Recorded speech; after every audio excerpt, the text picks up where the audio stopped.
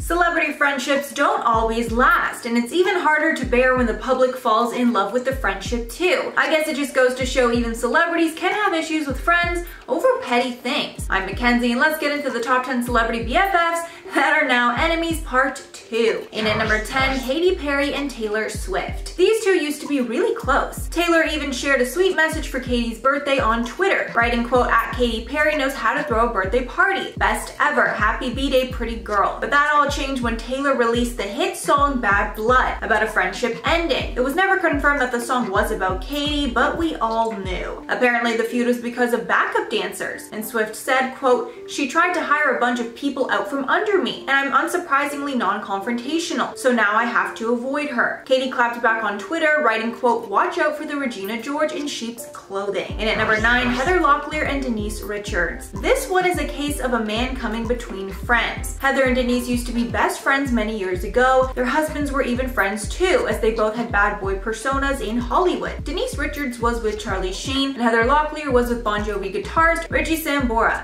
However, in 2006, both couples got divorced. Apparently around this time, the ladies also stopped being friends, and Denise Richards and Richie Sambora started dating, which is of course a major girl code violation. In a Red Book interview, Richards claimed that she wasn't speaking with Locklear when she got with Sambora, and claimed if she had still been friends with her, she wouldn't have gotten with her ex. In at number 8, Paris Hilton and Kim Kardashian. Kim Kardashian is now a household name because of Paris Hilton. Paris and Kim were friends way back when Kim was a nobody, and Paris was a massive star. Kim was even on a few episodes of The Simple Life. Apparently these two bonded after Paris had a falling out with her BFF at the time, Nicole Richie. However, after Kim and her family got a show and started to become very famous in their own right, Kim and Paris had a falling out. Rumor has it that Paris cut Kim off after learning that she used her sex tape to launch her career, basically copying what happened to Paris. And at number 7, the Kardashians and Larsa Pippen. If there's one thing to know about the Kardashians, they keep their circle very small, and once you break their trust, it's over. Kim and the rest of the family have been friends with Larsa for decades, but all of a sudden in 2020, the Kardashians and Larsa unfollowed each other on social media, making it clear that they were not friends anymore. After rumors started swirling, Larsa claimed nothing bad happened and it was just a falling out. However, months later, she spilled some tea on a podcast, saying that Kanye was probably the reason for the falling out. Apparently, he used to call Larsa at 3 and 4 in the morning and rant to her, but it got too much, so she decided to block him. Larsa even said at one point that the Kardashians choose men over their friends. And at number 6, Jennifer Aniston and Chelsea Handler. These two were practically best friends for 15 years. Handler was so close with Aniston that she was one of the few people invited to her intimate wedding ceremony with Justin Theroux. But apparently things went south after Handler spoke to the press about Aniston's relationships without her approval. The comments were about Aniston's relationship with Theroux, as well as Handler's feelings about Brangelina and that whole fiasco. Chelsea, of course, was defending her friend, but Aniston didn't see it that way and immediately cut ties. As a result of the blow up between the two, Handler was also dropped by their joint publicist, who took Aniston's side. It's hard to know if Aniston might have been overreacting here, or if there was just more to the story. Halfway at number 5, Bill Murray and Harold Ramis. This friendship not only created a close bond between the pair, but it also created comedy gold for us all to enjoy. But apparently their work together is what ended up breaking their friendship. The two worked together on the hit movie Groundhog Day, and apparently they had a difference of opinion on the comedy. Murray wanted the comedy in the film to be dark and edgy, while Ramis wanted it to be more commercial. Their butting heads also delayed the project. Even though the film was a success, the two didn't speak for decades after. However, they were able to mend things before Ramis passed in 2014, and Murray even sung his praises in the eulogy. And at number 4, Jennifer Lopez and Eva Longoria. These two were great friends for many years, until Lopez's divorce from her third husband, Mark Anthony. After their divorce, Eva and Jennifer had a falling out. According to sources from Life and Style, Longoria seemed to take Mark Anthony's side in the split and consoled him after the breakup, which of course is a huge betrayal. To make things worse, tabloids also published a photo of Longoria and Anthony hanging out after the breakup, where Longoria was sitting on his lap in Vegas. To make things even worse than that, the photos were taken only months after Lopez gave birth to her twins. JLo apparently also had a falling out with Victoria Beckham around the same time because of this divorce, and to this day Beckham and Longoria are still friends. So maybe there was more to the story than we we know. And at number 3, Kenan Thompson and Kel Mitchell. Kenan Thompson and Kel Mitchell first got close because they were both Nickelodeon stars in the 90s and started their own show called Kenan and Kel, but their friendship didn't last. In 2012, Mitchell told TMZ that Thompson hadn't spoke to him in years, saying, quote, "The truth is Kenan doesn't want to be seen with me in any form or media, or even have my name mentioned around him. I respect his choice for wanting to make a name for himself solo. I know the fans love the show and would love to see some type of appearance with us." However, shortly after that, the two actually reconciled in a long phone call, and they reprised their Good Burger sketch on The Tonight Show with Jimmy Fallon, and now the pair actually work as executive producers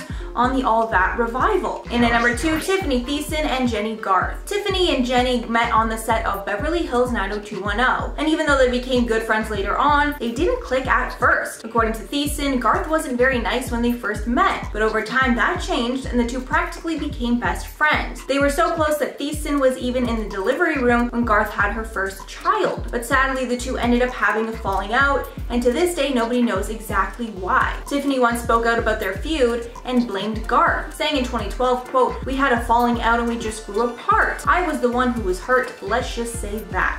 And finally, at number 1, Britney Spears and Christina Aguilera. These blonde bombshells were friends since childhood because their careers shared similar trajectories. They were co-workers as children on the Mickey Mouse Club. Then as teenagers, they both turned into pop stars around the same time. The feud between them came in 2003 after they were gearing up for a performance together. Aguilera said at the time, quote, "Britney seems to me like a lost little girl, someone who desperately needs guidance." Spears clapped back saying, quote, "A lost girl? I think it's probably the other way around. I can't believe she said that about me. When someone has been rude to you so many times, it's like, you know what, Christina, I'm really not about the fake anymore." So clearly this was an incredibly public blowout. Christina later spoke about the feud, saying their paths will continue to cross, but it didn't sound like they had made up. So that's all for the list, guys, but before I go, I'm going to shout out some comments from my video on JoJo Siwa. Tozik said, "Despite all the good things JoJo has done, she does not need an entire airport named after her." I completely agree. I don't think that will ever happen. I could be wrong about this. I'm not American, but I don't even think any airport has ever been named after a celebrity. It's usually like political figures, presidents, people like that, historical figures. So